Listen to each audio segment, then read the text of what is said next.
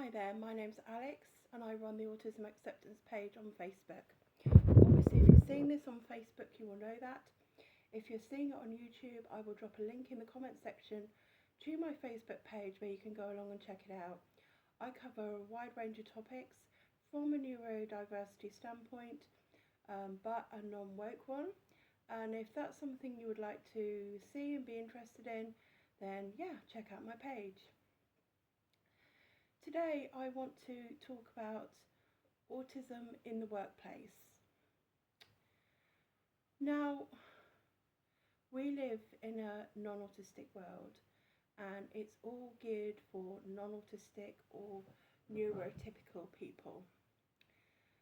But obviously we have the Disability Discrimination Act and we have Equality Acts that protect autistic people and people of other types. But I want to talk about how autistic people can be affected by the workplace. Now, you can be openly autistic. You can be open about your diagnosis, but you don't have to be. I don't think you should have to be, but obviously it depends on your level of disability. Autism is a fruit salad, meaning it has many different conditions, states, personalities. There's many different factors that you have to take into account when you're looking at autism. But some of the issues with the workplace can be things like, mostly from the social side, and certainly if you're looking at a customer directed focus, if you're working in a shop or a cafe or restaurant or anywhere where there's a lot of where the public, you're giving a service, providing a service to the public, it can be diverse and it can be tricky. A lot of autistic people feel comfortable doing the same thing, but when you're working with the public, you may be doing the same job, but it's not strictly, every day is going to be different. You're going to be meeting different types of people from all different walks of life. They're all going to have different preferences. They're all going to have different temperaments, and you need to be able to deal with that. So you need to be able to deal with, first of all, understanding the job and making sure you can do the job properly. And you can do the job properly despite any distractions, any sensory distractions, any kind of any other hurdles that come along to get in your way, that you can jump those hurdles and just get on with the job in hand. Excuse me. Oh gosh, excuse me, sneezing. And a lot of autistic people, they're fine with that. They can do the job. But then there's the unpredictability side of things, especially in customer service, like I've just said.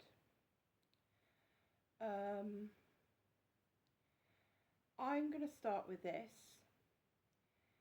where first of all, you're given the rules from the management or from your supervisors, and you're thinking, I need to keep my job, I need to make my employers happy, I need to follow the rules by the book.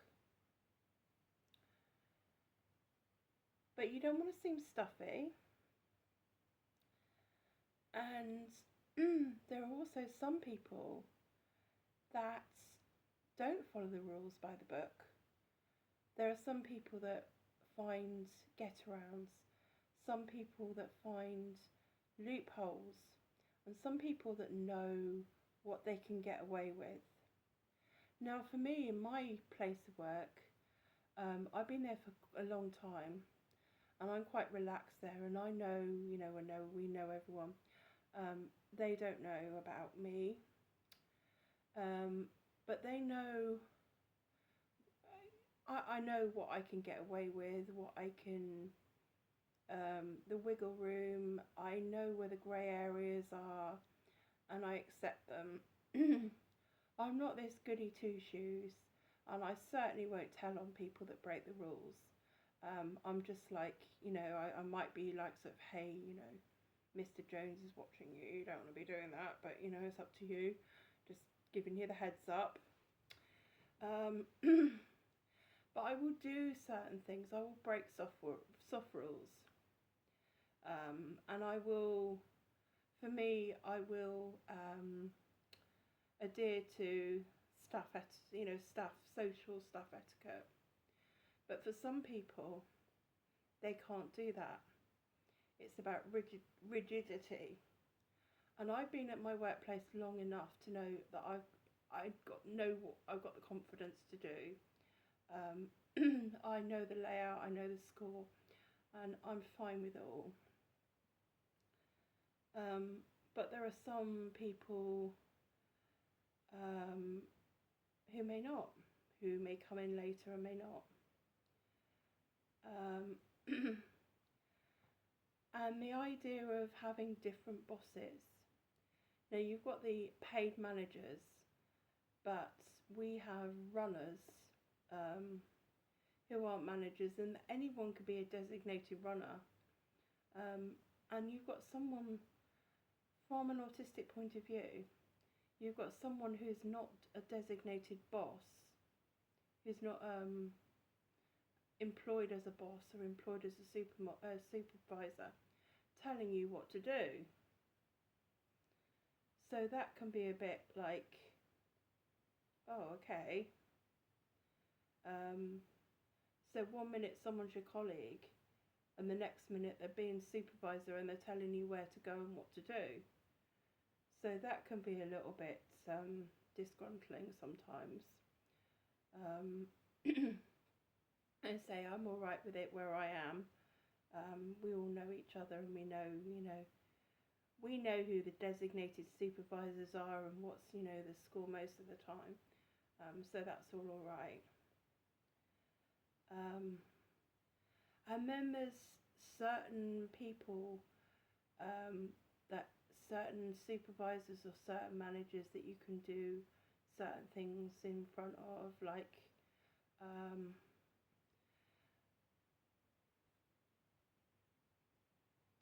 Sue's all right if you've got your drink, if you've got your water bottle, but she doesn't like you on your phone. Jenny,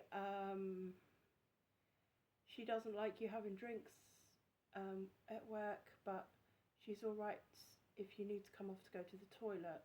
But Sue's like, why didn't you go to the toilet in your break? And you get different people that are being the boss of you, who prioritise different things. And that can be quite, for somebody, especially if you've got PDA, that can be quite, you can learn who does what and who accepts what, but that can kind of be quite hard to deal with sometimes. Obviously, if somebody knew you got autism, then they should make the concessions. But if you choose not to disclose, then I think you have to suck it up. But then on the flip side, shouldn't we all be on the same page as it was?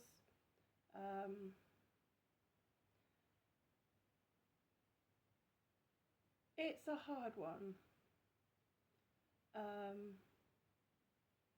And then you get when you're in a customer focused environment and the customers don't like the protocol, that you say you're only allowed to sell so many of a certain item, or you're only allowed to do have so many items go through a certain till, or so whatever. And somebody, say you're on a self checkout that's 10 items only, and somebody brings 13 through. Okay, for me, I'd be like that, that'd be okay. And then they bring a whole trolley load through, and you're like, no, I can't take that. And then the supervisor's like, oh, take it just this once. Oh, you can do it now, you can do it for now. So you're like, okay, so what's the point of the rule then? So you do it, you take it, and then you take another one, and they're like, oh no, this is already, an hour later, someone else comes up, so you remember what was said before, so you take another big load, and your supervisor's like, what are you doing? They had a whole trolley load. Well, you told me to do it last time. Well, this one person's telling you, and they're like, well, it wasn't me that told you to do that. So yeah, perhaps it was someone else, another supervisor, whatever, who's slacker on one rule, or not as slack on the other rule. So you can see how confusing it can be for somebody with autism or PDA level like autism. It's not that you want to seem stuffy. I mean, I can bend the rules. I don't care about bending the rules. For any other reason, the only reason that I stick to the rules is because I don't want to get into trouble.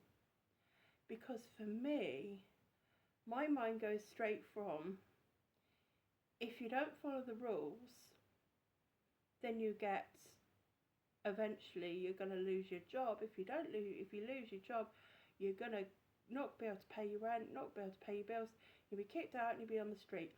So my mind goes straight from, I'm not going to, if I can't follow the rules, I'm going to be on the street, panic. What do I do? Stuck between a rock and a hard place. So that is an anxiety thing, and that might not just be down to autism. But it's something that needs to be addressed. If you have wiggle room, how much wiggle room do you have? And if it's, I can get it if, I can handle it if Louise is on, changing the names of the staff or whatever, if Louise is on, then I can get away with this, but I can't get away with that on. If Pam's on, then I can't do what I do with Louise, but I can do this thing that Louise isn't happy with. So, I mean, I've got it all sussed out, but that can be a hard thing for somebody who is autistic, somebody on the spectrum. And when the front line take cuts,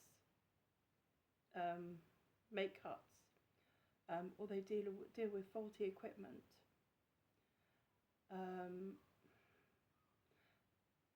the whole first part of the job, your supervisors aren't doing the job properly. They're taking shortcuts. They're instructing you to take shortcuts. Well, you can only be as good as the people that are telling you what to do. And then you get a manager comes along and says, why are you doing this? Well, because Rose told me to. She's my supervisor. Well, I'm your manager, and you don't do it that way. And I'm like, well, tell Rose that. And John's like, don't speak to me like that. And I'm getting anxious and having a bit of a meltdown, mini meltdown. and all of a sudden I'm called into the office about my attitude. These are the sort of things that need addressing in the workplace.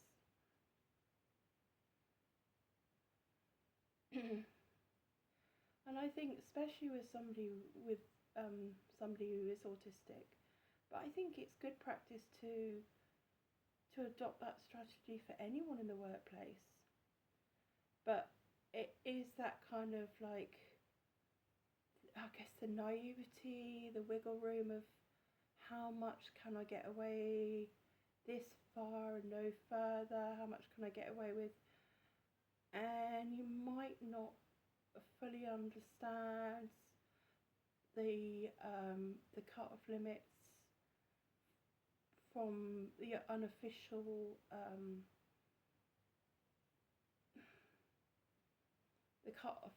from doing the unofficial rule breaking, but the acceptable rule breaking.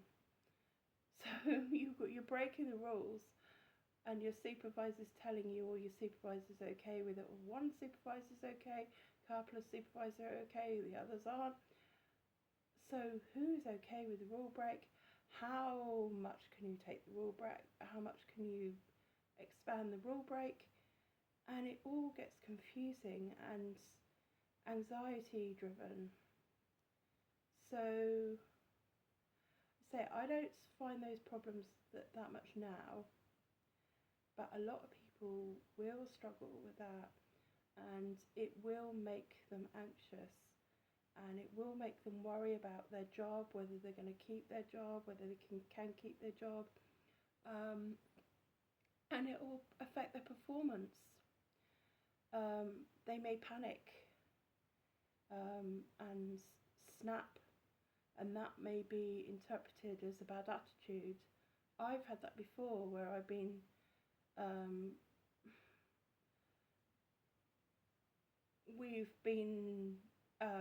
I've had to do things too much, I feel, and I'm like, I can't cope, tell me how to cope.